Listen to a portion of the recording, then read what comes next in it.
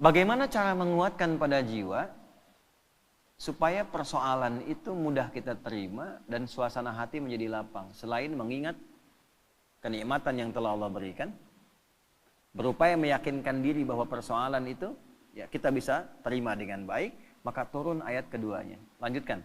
Ya. Fa inna ma'al usri yusra. Nomor 5. Fa. Kita ngaji pakai ilmu nahwu ya.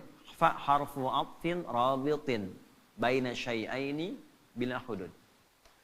Huruf perangkai dua peristiwa. Jadi ada peristiwa pertama, peristiwa kedua, peristiwa 1 dan 2 disambungkan tanpa jeda. Nyambung. Contoh.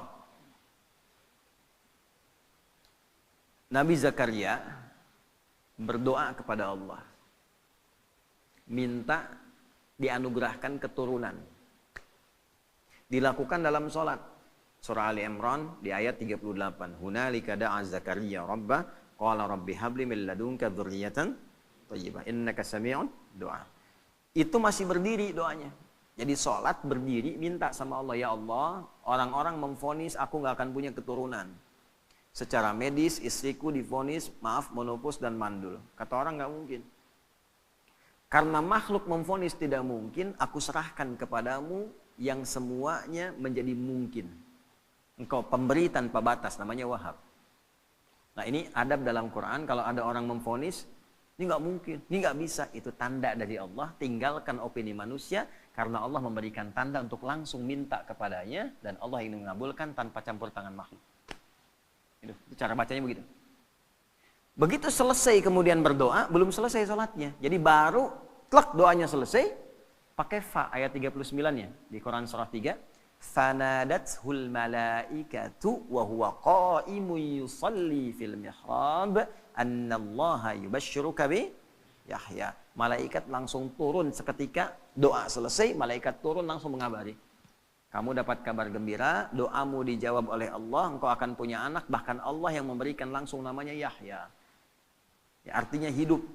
Kata orang mustahil. Dari rahim seorang perempuan yang divonis menopause dan mandul, lahir bayi yang hidup. Kata Allah tidak ada yang mustahil. Jadi dan hidup dia. Namanya Yahya. Nah, jelas?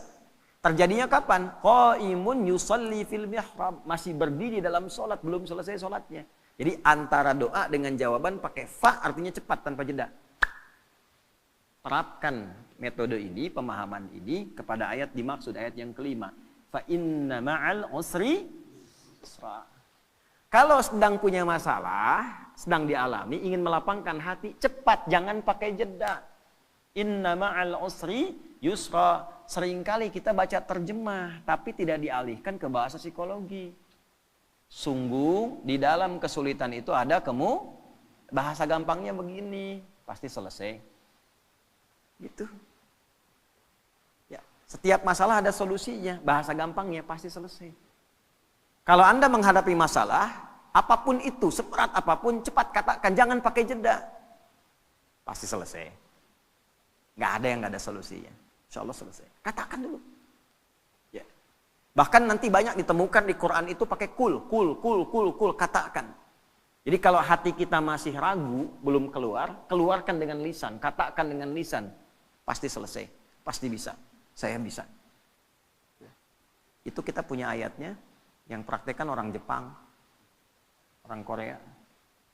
Dulu tahun 96-97 itu ada acara di TPI, ya Benteng Takeshi namanya, ya Benteng Takeshi itu yang pakai tank tembak-tembakan itu. Begitu mau menaklukkan bentengnya itu, kan langsung itu pemandunya mengatakan, kamu bisa, kamu bisa, kamu bisa. Dipakai itu tuh. Ya. Lalu Korea melihat anak-anak TK di Korea itu disandingkan dengan kemajuan Jepang. Dibawa ke suasana penjajahannya, dibawa di dunia edukasi, diambil di dunia positif. Jadi begitu masuk, sebelum masuk kelas, harus mengalahkan Jepang. Kita bisa, kita bisa. Akhirnya sampai sekarang terjadi. Ya, Jepang bikin Honda, ya Korea bikin Hyundai. Hyundai bacanya Hyundai. Kemudian sana masuk Piala Dunia, ini pun mesti masuk Piala Dunia. Sekarang kita impor pelatihnya gitu kan. Maju sekarang. Itu cuma satu kalimat, cuma satu ayat di Quran. Inna ma'al usri. Pasti bisa. Coba bawa tuh di dunia olahraga, pasti bisa. Ya. Kalau bawa atlet ini, bisa. Nggak ada yang nggak bisa. Bisa. Nah, katakan itu. Waduh, tapi ini mah lawannya. Katakan, tidak ada yang tidak mungkin. Bisa. Bisa aja dulu gitu. Perkara nanti melawannya bagaimana, itu ikhtiar. Bisa aja dulu. Ya. Lakukan dulu, tugas sempurnakan. Misi selesaikan. Ya. Yang pertama dilakukan itu, tanamkan pada diri kita. Ini bisa, nih. Nggak ada yang nggak bisa. Nah, itu seorang muslim begitu. Dan itu digunakan sifat ta'zimun nafsi. Bahasa bebasnya gini, kamu masih nggak yakin dengan saya? Katanya iman. Kau beriman sama saya, tapi ragu dengan ketentuan saya. Berarti kurang sempurna imannya. Ya. Nah, kalau masih ragu, dikuatkan yang kedua. Ini bukan pengulangan, di Quran nggak ada pengulangan. Kaidahnya berbunyi begini, takkidun lima'nan jadid, taksisun lima'nan jadid. Jadi kalau ada seperti diulang, itu sebetulnya penguat kepada makna yang baru. Beda dengan yang sebelumnya. Contoh di surat Ar-Rahman itu. Fabi ayyi ala'i rabbikuma tukadziban. Berapa kali disebutkan itu? Itu bukan diulang. Karena fabi ayyi ala yang kedua beda dengan yang pertama. Fabi ayyi ala yang ketiga beda dengan yang kedua dan yang pertama. Itu dahsyatnya Quran. Nanti kalau sudah masuk surat Ar-Rahman itu, ya kita coba bisa bahas dari 1 sampai yang terakhir itu. Itu antara 1, kedua, ketiga, sampai ke terakhir beda semua. Ya. Nah, ini yang kedua, seakan-akan kita menemukannya seperti pengulangan. 1, fa inna ma'al usri yusra. 2, inna ma'al usri yusra. Bagaimana menerjemahkannya? Ya, katakan pada dirimu, masalah ini pasti selesai. Tidak ada masalah yang tidak ada solusinya. Kalau kamu belum yakin juga, nah, tegaskan pada jiwamu, pasti selesai. Gitu. Jelas? Tidak.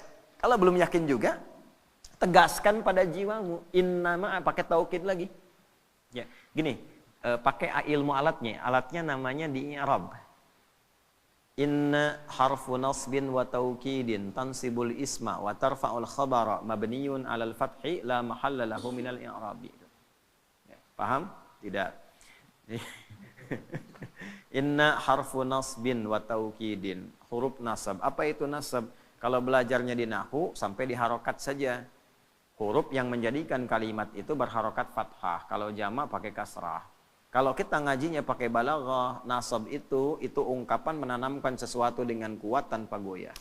Nasabar rajulu asahu fil ardi, seseorang menancapkan tongkat di bumi, di tanah tidak goyah, kuat.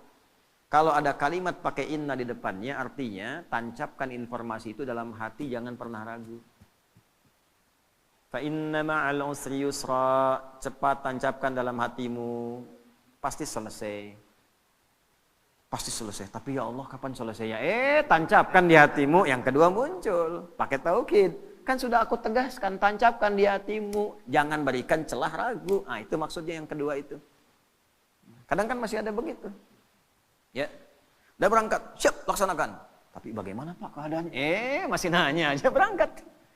Nah, kalau kita pakai rumus di depan, pakai na, dibalik lagi. Kamu masih nggak percaya dengan keagunganku? Iman kita disoal di situ. Jadi kalau pakai bahasa tingkat tinggi jadi begini. Kamu masih beriman nggak sama aku? Gitu kan? Kan bahasa kita kadang-kadang begitu. Kamu percaya nggak sama saya? Nah, itu digunakan oleh Al-Quran, logika itu untuk ditarik, untuk meyakinkan jiwa kita. Ya, nah, jelas sampai sini? Nah, jadi setiap ada masalah, apapun itu, yang pertama optimis. Ini bisa dilakukan. Ini selesai. Ini ada solusinya. Jelas? Kalau sampai sini, hanya jadi optimisme pribadi. Solusi belum tentu datang. Cuman sampai ke ketenangan. Karena itulah Allah sempurnakan ayatnya. Fa'idha faraghta. Nah, pakai fa lagi, kita pakai ilmu yang tadi. Walaupun hati sudah tenang, tidak menghilangkan ikhtiar kita untuk menyelesaikan persoalan. Kalau sudah tenang, cepat selesaikan dengan ikhtiar. Jangan ditunggu. Alhamdulillah ya Allah, saya sudah tenang. Terima kasih ya Allah. Kini giliran mau menyelesaikannya. Oh tidak. Allah menuntun kita yang ikhtiar. Pakai ilmunya. Pakai tenaganya. Ya. Baik.